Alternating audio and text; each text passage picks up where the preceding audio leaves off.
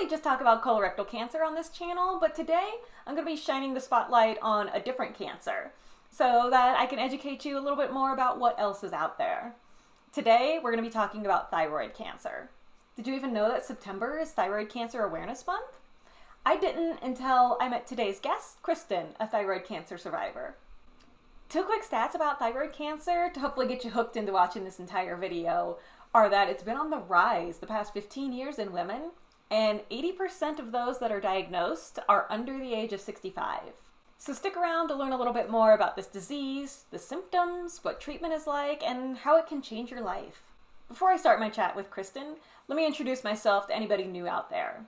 My name is Jelena, and I was diagnosed with stage 3 colorectal cancer in May of 2016, just days before my 35th birthday.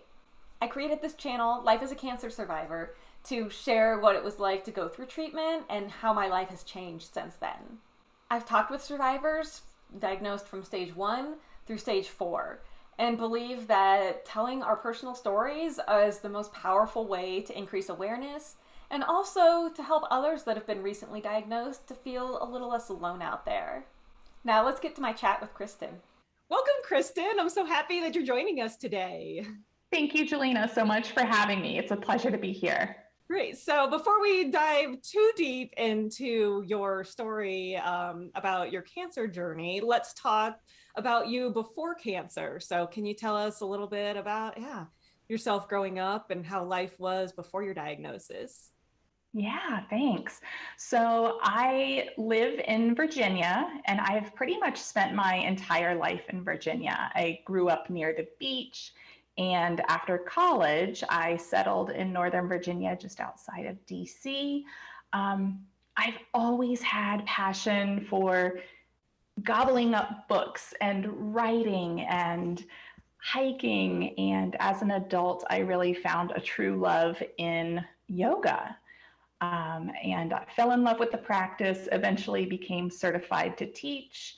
But, at my time in Virginia, I always followed the checklist. And what I mean by that is following all of the rules, doing all of the things that were expected of me, right? Going to college, getting the right degree, going into the right career, getting married, buying the house, having the kid, da, da, da, da, da. So for me, pre-cancer, I loved stability, predictability, and was afraid of surprises.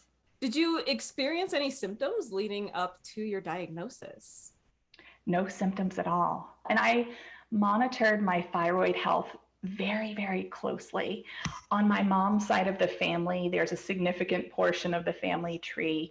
I believe about a dozen or so, like a lot of people on that side of the family suffered from either hypothyroidism, which is when the thyroid doesn't produce enough of the thyroid hormone, or hyperthyroidism, where the thyroid does not or is producing too much. And so knowing that family history, I always monitored my thyroid levels via blood work, and it always came back normal. So there were no symptoms at all prior to my diagnosis of cancer. Okay, wow. Had any of your family been diagnosed with thyroid cancer previously, or they just had the hyper and hypothyroidism? Only one person had, and I don't mean it to sound minimizing. So yes, my mom's cousin had been diagnosed with thyroid cancer, and she was a young adult. She was right around the same age that I was at the time of her diagnosis, which was 29. All right. Well, since you didn't have any symptoms, how did you end up being diagnosed? Yeah, it's this crazy story. I was at my ear, nose, and throat doctor. So I was planning on an elective sinus surgery. Okay. And so she was, as ear, nose, and throat, pre-op appointment. She's looking at my ears. She's looking at my nose. She looks at my throat. She feels my neck. And she said, "I'm sorry, Kristen, I can't continue with your sinus surgery because I feel nodules, bumps, growths on your thyroid." when she felt my neck. And she said, until you can get that addressed first, I can't perform the sinus surgery. So it was only in that pre-op appointment with her that kind of started me on the path of my diagnosis and treatment. So then previous to that, were you regularly going in to like a doctor for a physical every year? And did they like check your throat and everything and had missed it or hadn't seen it? Correct. Yeah. So in addition to the annual blood work that I was doing to check my thyroid function, I was also getting a neck check from my primary care physician, and even my dentist, you know, reclined in the dentist chair would feel my neck, and no one had ever felt those nodules before that ENT had felt it that day. Okay. So then when she felt that, then what were the steps that happened after that that led to the official diagnosis? And then what were you diagnosed officially with? So after that visit with the ear, nose, and throat doctor, so she had given me an order to get my neck scan done, which is a neck sonogram. So that was to be step one. And step two was to make an appointment with the endocrinologist. Endocrinologist is a doctor that specializes in glands and their hormones. So thyroid is a gland, thus endocrinologist was the specialist that I needed to see. So I took step one. I had my neck sonogram, and sure enough, the technician found two nodules, two growths, one on each side of the thyroid. And she said, I see these all the time. These are negative, no problem. I was like, oh, okay. You know, I didn't realize at the time that it would end up being a false negative. Mm-hmm. So I dragged. Oh, sorry. I don't mean No, go ahead.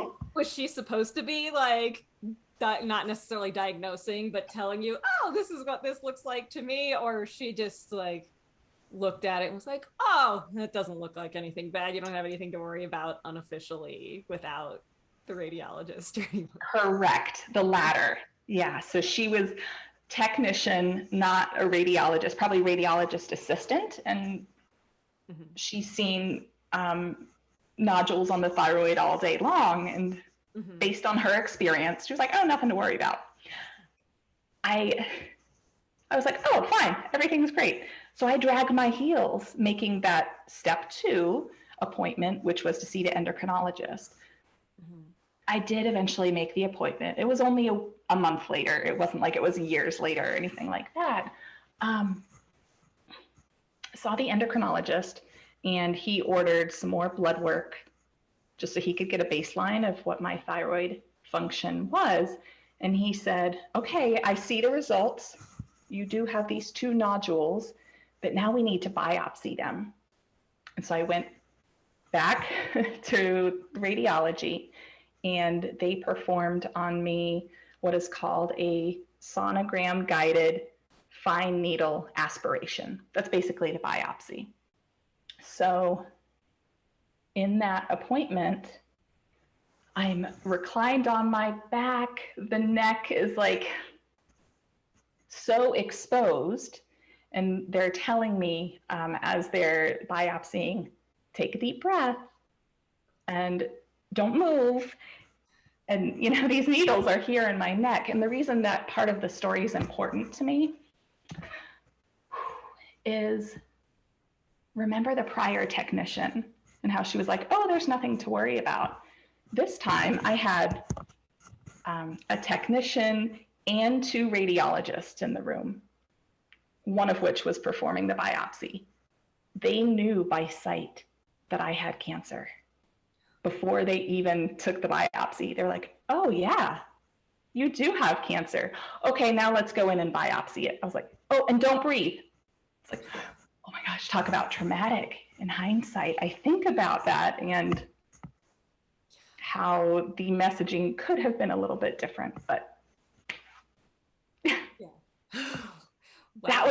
that was a rabbit hole that I just went down. I bet. Yeah, I was going to ask, were you awake for that? So yes, you were awake. I can't. Yeah. That must have been, I mean, I don't know about you, but most people are not that excited about needles, especially like going at your throat. Like, did they numb it at all? Or No. no? Oh gosh. Was it Or if they did, I don't remember. I okay? honestly don't remember. Um, but there was no anesthesia. Wow. So then how long did that, so they took the biopsy, and then how Yeah. long after that before you found out from a doctor what the diagnosis was? Yeah. It was about 15 minutes. Oh, wow. Yeah, it was very quick. So the three of them, so there was the technician doing the scan, the radiologist reading the scan, and then the radiologist who was performing the biopsy. The three of them left, they took the biopsy, left the room, took a look at my cells under the microscope, and came back about 15 minutes later. The news that I received at that point in time was that one of the nodules had papillary thyroid carcinoma, which is the most slow growing type of thyroid cancer and also the most common, but that the second nodule was actually benign. And then the next step from there was to go back to the endocrinologist to figure out my treatment plan. So did you go into this procedure alone, or did your husband come with you? I went to the procedure alone. We had talked about it beforehand, and it was one of those things where I had done the previous scan, right, where I had received the false negatives alone. I'd been doing blood work alone, and I didn't feel like there was a need, like, yes, I need you with me. I've got this. It's at the end of the workday. I'll see you an hour after my appointment. No big deal. So yes, I was in there alone, and I would have greatly benefited from having him or a loved one in the room with me when I got that news, for sure. Oh, I can imagine. And Yeah. they didn't really have any details for you other than, yes, the one nodule is cancerous, right? Oh my Yeah, that's right. I mean, the only other thing they said was, I almost felt like it was minimized. And maybe I felt that because it was so earth shattering to me, that it was very routine for them Mhm. because it was so small and because it was the most common type of thyroid cancer and because it's known to be very easily treatable. Okay. But to me, it was so life changing and so Right. traumatic that, yeah, I guess the short answer is they were like, oh, don't worry about it. Your doctor will help you figure it out. You're going to live a normal life. It's going to be okay. It's not going to be okay. How can you guarantee this? So then what was like your official diagnosis? Yeah, so my official diagnosis was papillary thyroid carcinoma. Okay. And do they assign stages for thyroid cancer like with other cancers? No, they don't. There are several other types of thyroid cancer. And so even though there aren't phases assigned to it, if we apply it to like a broader cancer rule, I would say that mine was stage 1. Okay. Again, not a doctor, but it was the least life-threatening of any of the other types of thyroid cancer. Okay. So what age were you when you received your diagnosis? I was 29. Oh, wow. Okay. Yeah. So is that a normal age for receiving a thyroid cancer diagnosis, or what is kind of the usual age range for this? So I read recently that thyroid cancer is usually found within people between the ages of 20 and 55. What did your treatment plan look like once you met back with the endocrinologist and found all of that out?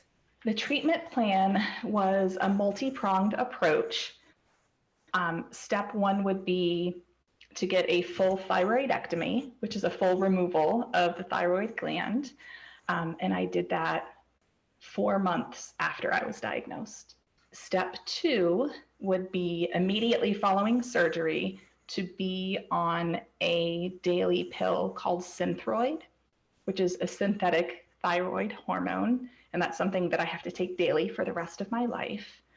Also, 3 months post surgery would be something called a full body scan, where they test for additional thyroid tissue that may have metastasized. And if that had been the case, to have gone through a radioactive iodine treatment. So then how did your diagnosis affect your work? Because you were working at the time, correct? I was. My work was impacted in that I had to take a few days off here and there for additional blood work, for preoperative meetings with my thyroid surgeon, who was actually different from my endocrinologist. He referred me to a thyroid surgeon. And so leading up to my surgery, it was maybe a few days off work here or there. My boss was super, super supportive, and she ended up leaving the company about a month before my surgery. So I ended up getting a new boss. Both of them were super supportive, although in hindsight, I have to giggle because my first meeting with my new boss one-on-one, I immediately broke down in tears. And he was just super supportive. And I was like, you need to know what's happening. I'm going to need some time off in about a month. This is what's happening. And he was like, take whatever time you need. So from a work perspective and support that I needed from my employer, I totally got. Well, that's great. That's good. Yeah. So then how much time did you end up having to miss, like, for the surgery itself? Only 2 weeks. So that was kind of the recovery time. Like, how long were you in the hospital? Did you stay a few days? Was it an outpatient thing? It was outpatient. Wow. Okay. Yeah. So then you were recovering at home for those 2 weeks then. That's right.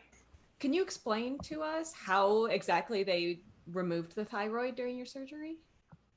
Yeah, so the location of the thyroid is here, like below the voice box and above the collarbone. And they take a pretty big incision right here. You can probably see my scar a little bit. They take the incision here in the neck and then remove the thyroid in its entirety. And then they biopsied the nodules after your surgery? They did. And surprising enough, the biopsy prior to the surgery showed one nodule was cancerous, one was not. At the time of the surgery, they biopsied both, and both came back with the papillary thyroid carcinoma. And something that was just so curious to me was, over the course of that 4 months, did one of them grow from benign to cancerous, benign to malignant? Or had the biopsy returned a false negative? I'll never know, but I always just thought that was so interesting that even with a biopsy, you might get different results during the procedure itself. Was that a shock to you then? It was, and it was a relief. The reason it was a relief was there was always an option to have a partial thyroidectomy.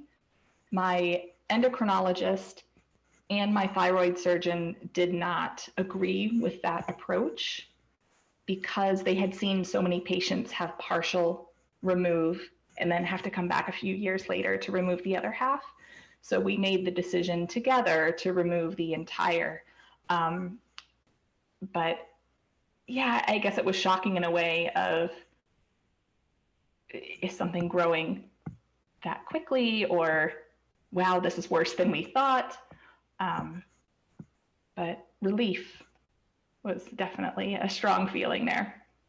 All right. So were you limited on any activities or things immediately after surgery? Yeah. So in general, I really needed to rest my voice.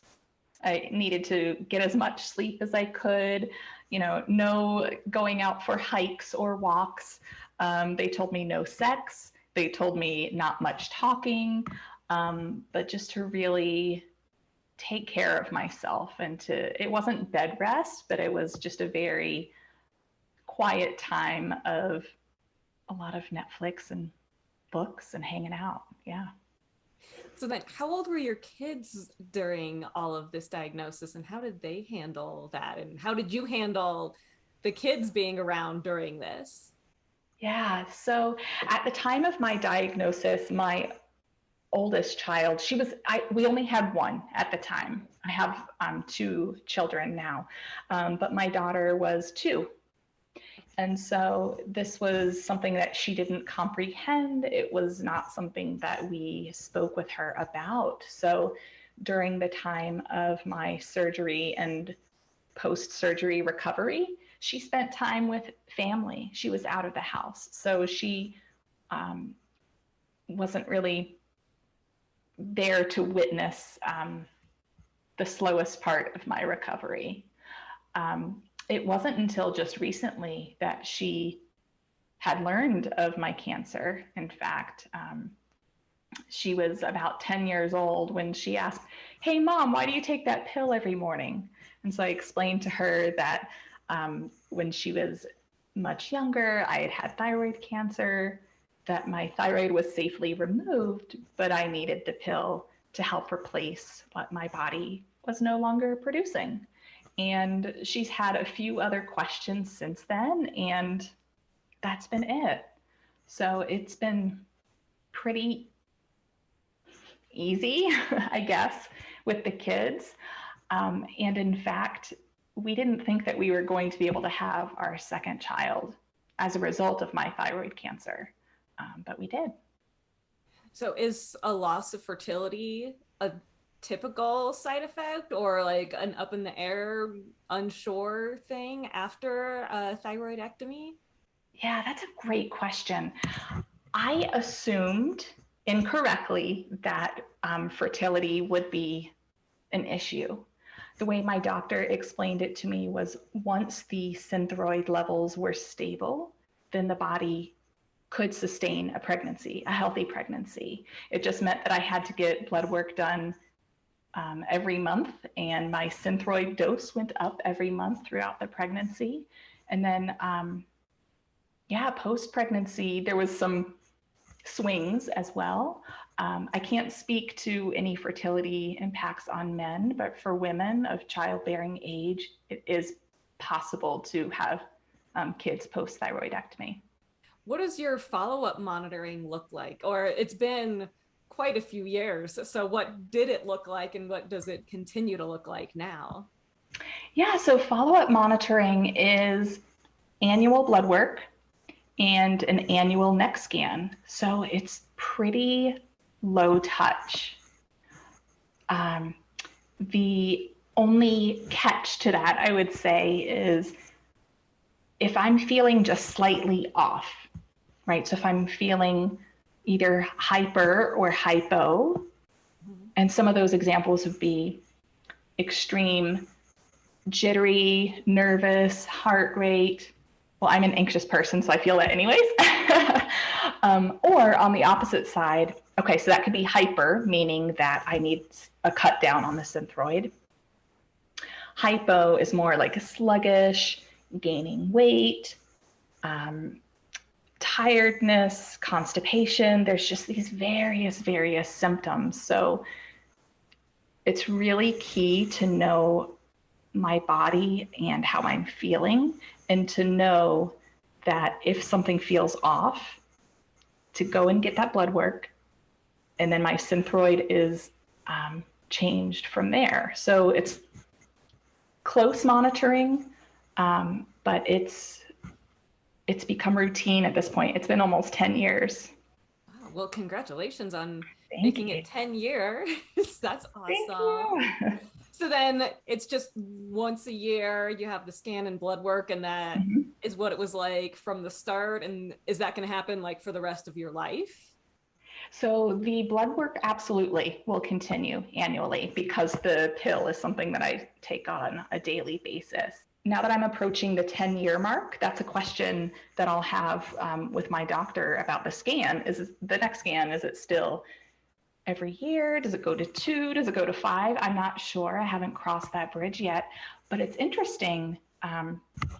Over the past couple of years, I met another woman who has a different endocrinologist, and she has never had a neck scan post-surgery, which is interesting, but the doctors have very different,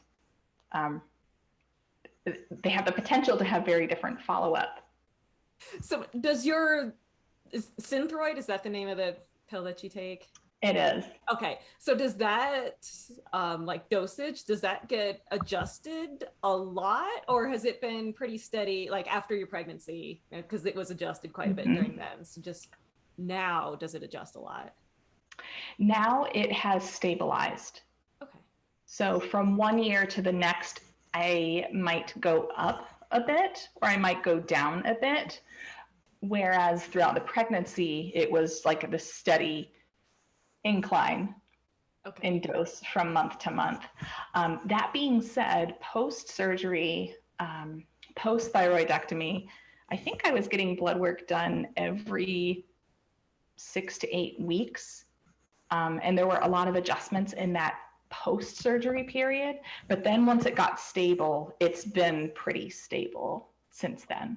You said you get a neck scan every year, but your thyroid is gone. So what are they looking for in the neck scan? Yeah. So they are looking for any thyroid tissue that has metastasized and is regrowing in that area.